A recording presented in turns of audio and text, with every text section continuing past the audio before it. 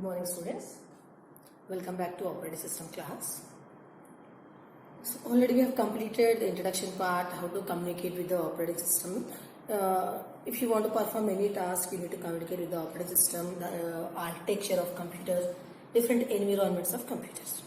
Today we are going to learn about system calls. Okay, what are system calls? And what is the use of the system calls? And what type of system calls we have? Okay, now let me explain system calls. What are system calls? What are system calls? Example, if you want to communicate with the operating system. Okay, we need to communicate with the operating system because operating system provides resources to the user. So if you want to communicate with the operating system, here we need a system calls. Okay, what is the purpose of the system calls? If you want to communicate with the operating system, here we need a system calls. System calls provides interface between process and the operating system. Example, whatever programs you are executing, that are called as a process. Okay, and this is the operating system, and operating system will load your programs into a memory. So we need a operating system to execute your programs. Okay, but in generally directly you cannot communicate with the operating system. In between we have a system calls. System calls provides interface between this process and the operating system. Okay, what are system calls? System calls provides a way. Okay, system calls provides a way to interact with the operating system. Clear? And these are system calls are instructions. Okay, what are system calls? System calls are instructions. Okay, and these instructions you can written in C programming and C++. You can use, sometimes you can use assembly language also. Okay, what are system calls? System calls are interface between user program and the operating system. Understood all of you? What are system calls? System calls provides an interface between user process and the operating system. And before going into the different types of system calls, actually what is the use of the system calls? Use. Okay, or purpose you can say. Purpose of the system calls. So here actually in system we have two modes. One is user mode. The second one is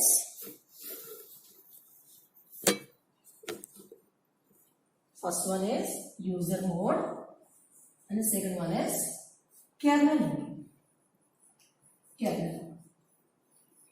Okay, so in the user mode, actually user process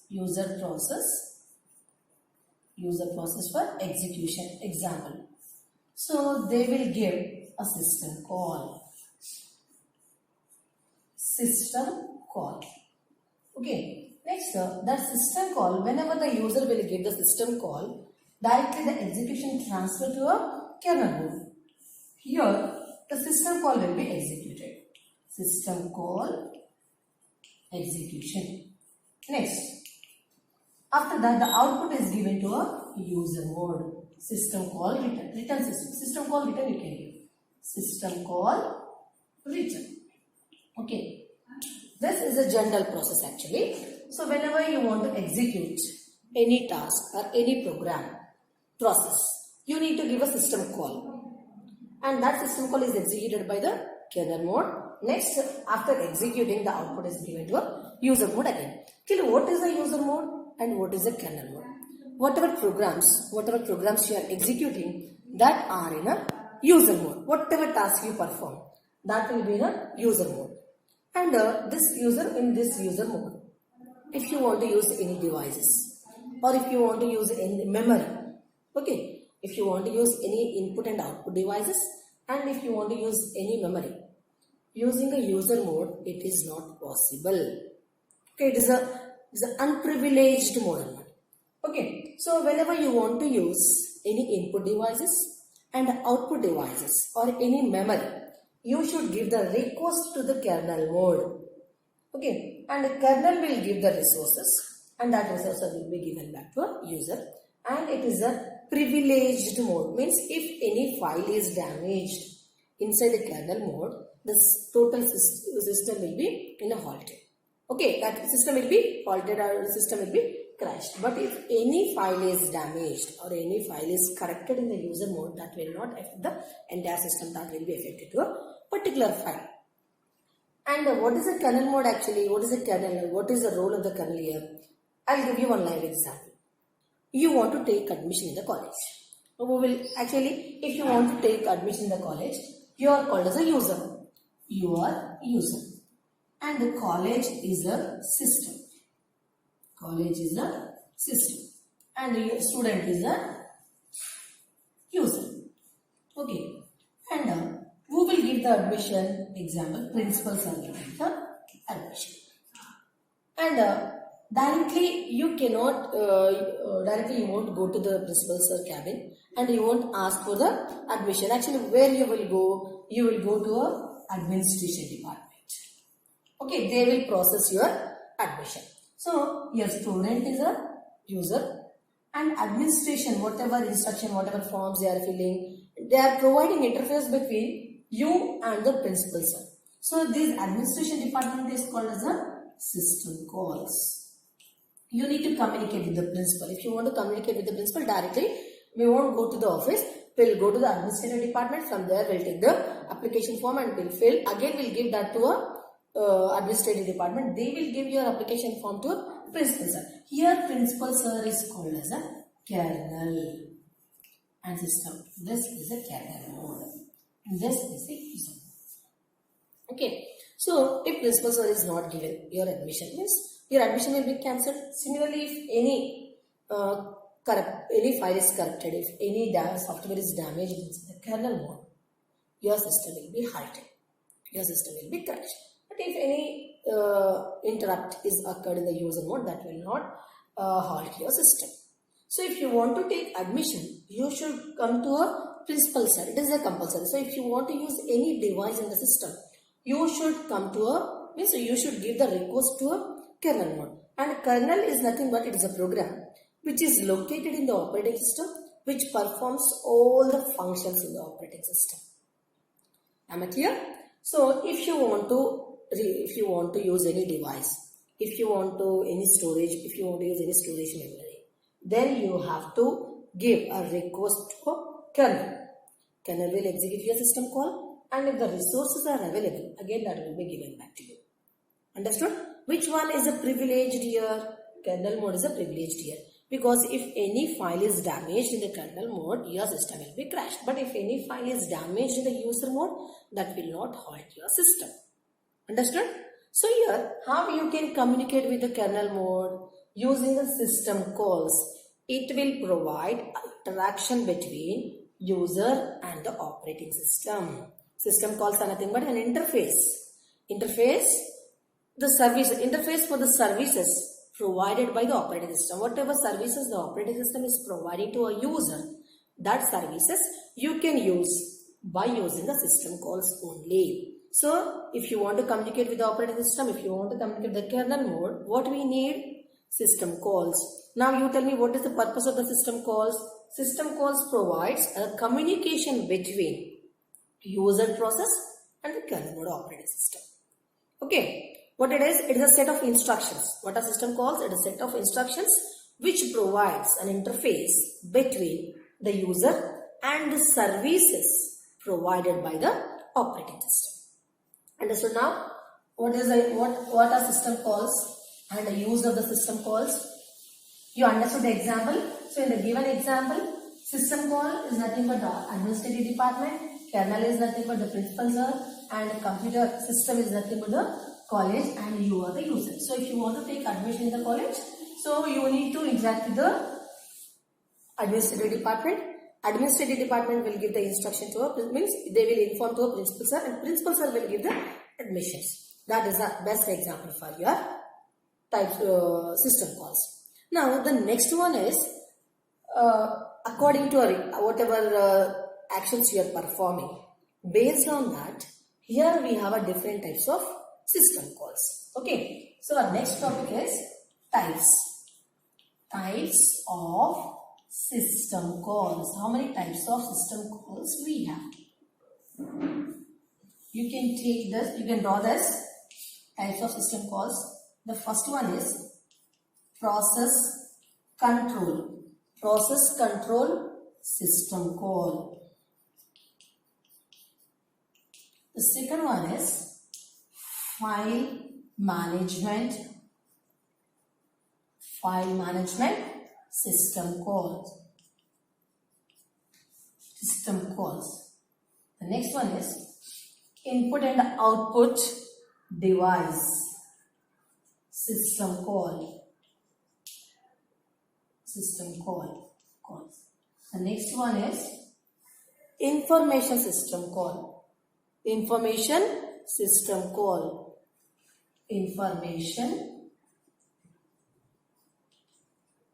system call. The last one is communication system call.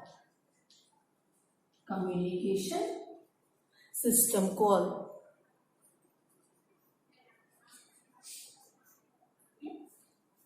You note down this. First one is how many types of system calls we have? Process control system call, file management system call, input and output device system call, information system call. The last one is a communication system call.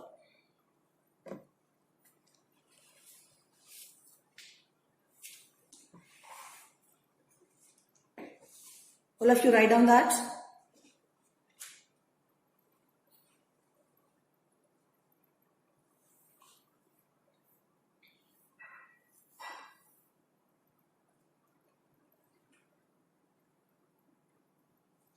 Okay.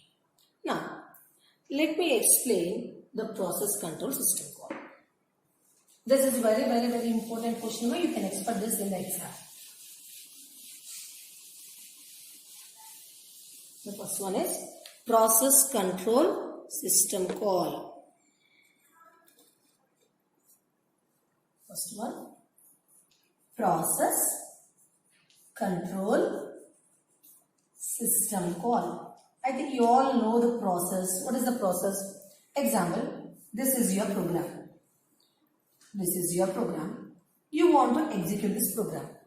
So if you want to execute this program should be loaded into a RAM processor. Okay, so when this program is loaded into a processor, this is a processor. Okay, then this program will become a process. Okay, your process is nothing but when your program is executing inside the processor. Okay, when your program is executing inside the processor, then that program will become a process. Understood? Means the current execution of a program is called as a process. So when you are executing a program, what services you request? Okay, when you are executing a program, what services you request? So when you are executing a process, what request you give to operating system? We'll give a request for creating a process. We'll give a request for creating a process, and we'll give a request to end a process. Okay, we'll give a request to end process, and we'll give a request for giving a memory. And the next one is waiting. Okay, and creating and terminating. So whenever you want to start a process, your process should be whenever you want to execute your program is loaded into a memory. That is nothing but creating a process. Next, terminating means if you have completed your execution, you want to close your program, that will come under terminating. End and abort. End and abort, actually both will stop the execution of the program, but one is normally and the second one is abnormally. End means normally it will, after completing the execution, the process will be terminated, will be in an end state. Abort means before completing a process, execution. You are forcing the process to close the execution, stop the execution. That is nothing but the abort. Now, giving a memory. Whenever a process want to execute, whenever a program want to execute, that program needs a memory.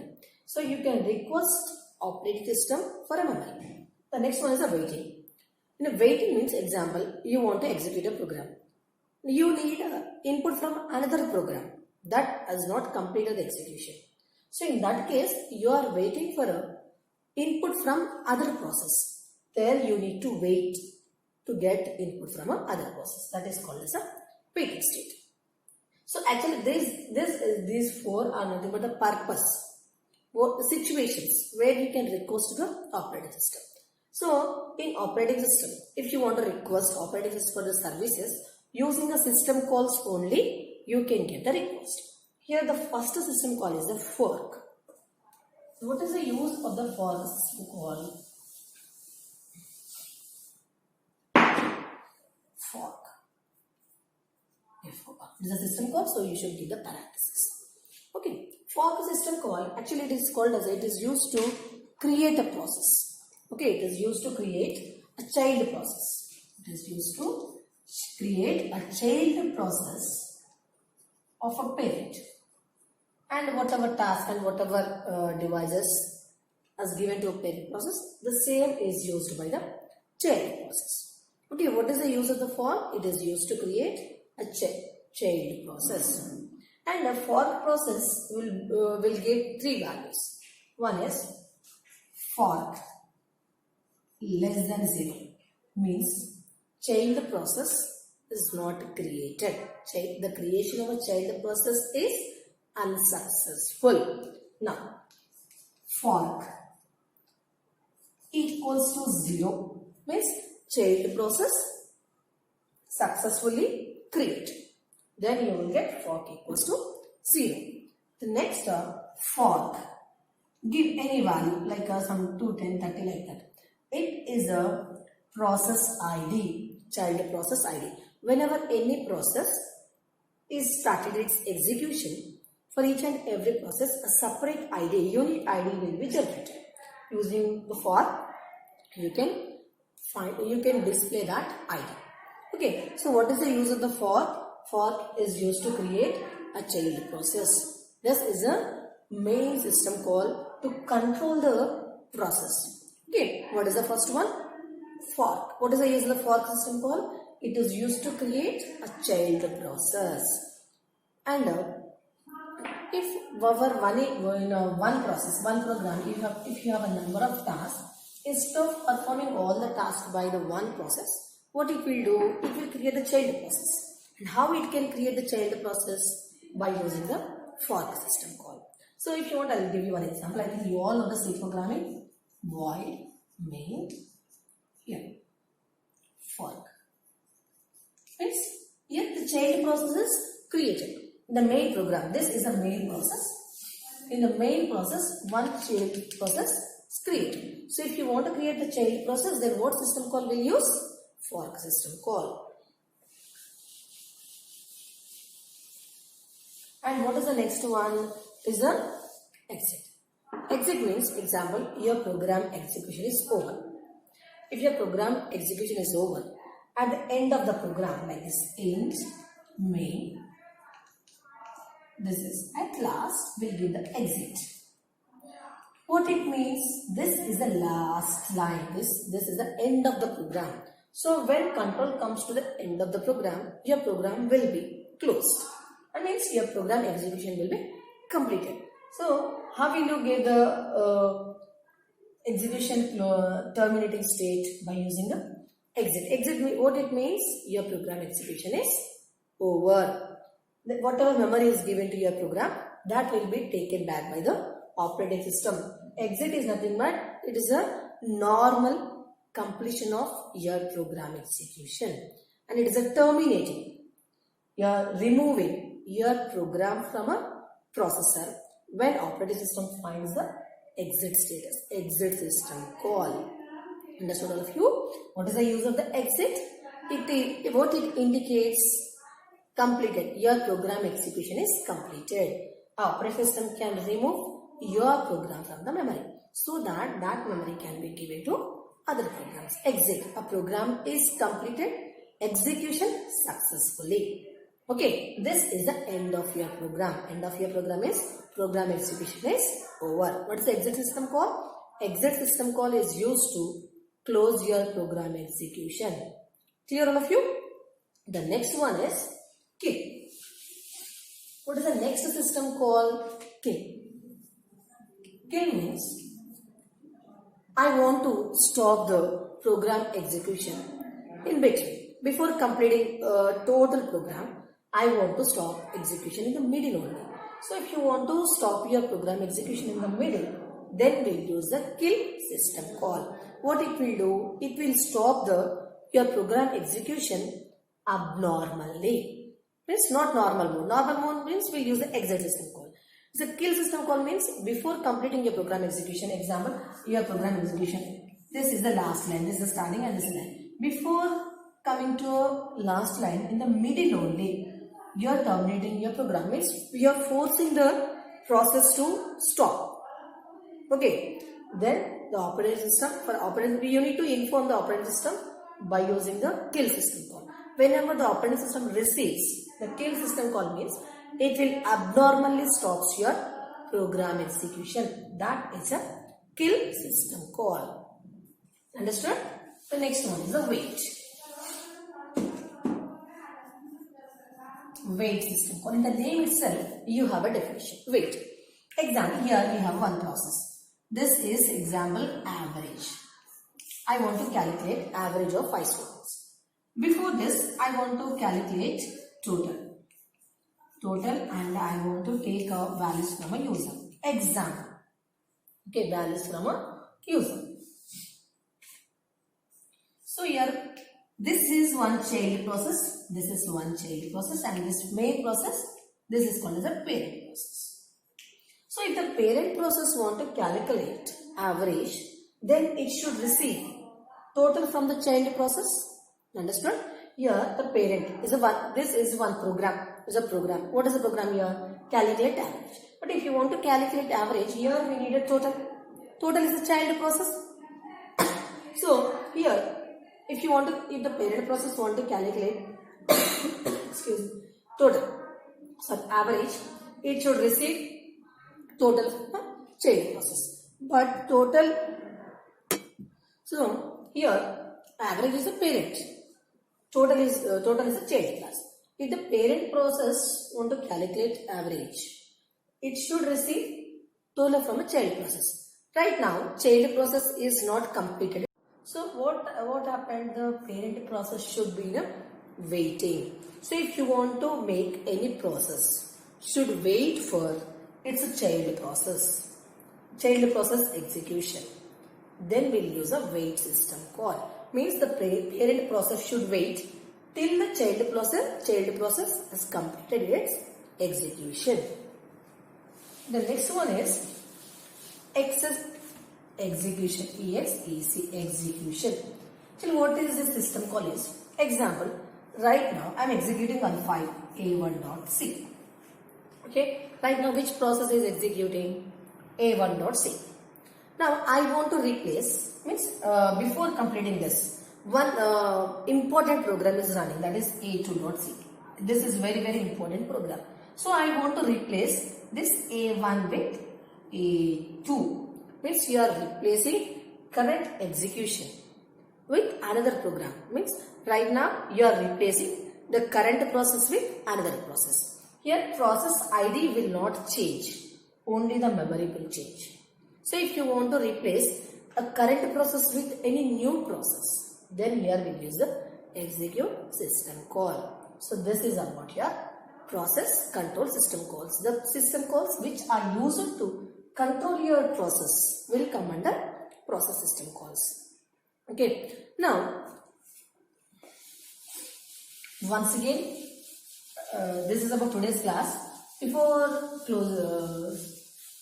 terminating the today's class, just I want to give a brief about the today's class. Today what we learned, what are the system calls? What are the system calls?